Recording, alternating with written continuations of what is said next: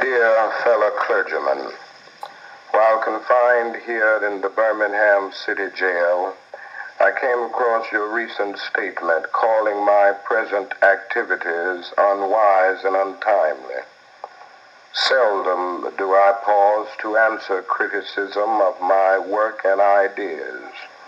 If I sought to answer all the criticisms that cross my desk, my secretaries would have little time for anything other than such correspondence in the course of the day, and I would have no time for constructive work. But since I feel that you are men of genuine goodwill and that your criticisms are sincerely set forth, I want to try to answer your statement in what I hope will be patient and reasonable terms. I think I should indicate why I am here in Birmingham, since you have been influenced by the view which argues against outsiders coming in. I have the honor of serving as president of the Southern Christian Leadership Conference, an organization operating in every southern state with headquarters in Atlanta, Georgia.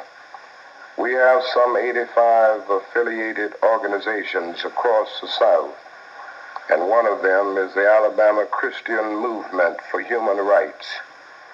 Frequently, we share staff, educational, and financial resources with our affiliates. Several months ago, the affiliate here in Birmingham asked us to be on call to engage in a nonviolent direct action program if such were deemed necessary.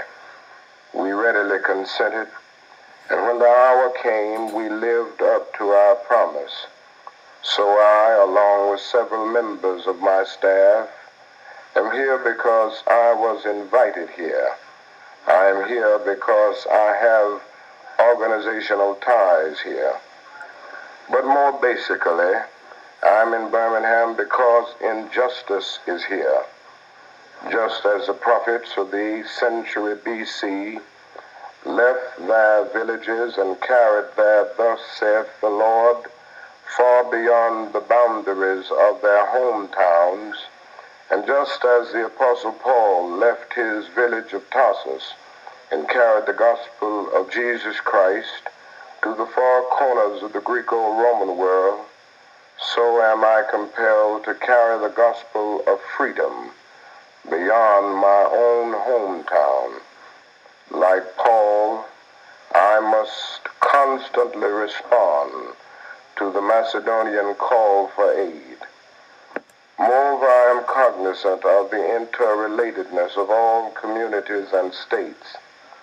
I cannot sit idly by in Atlanta and not be concerned about what happens in Birmingham. Injustice anywhere is a threat to justice everywhere. We are caught in an inescapable network of mutuality, tied in a single garment of destiny. Whatever affects one directly affects all indirectly.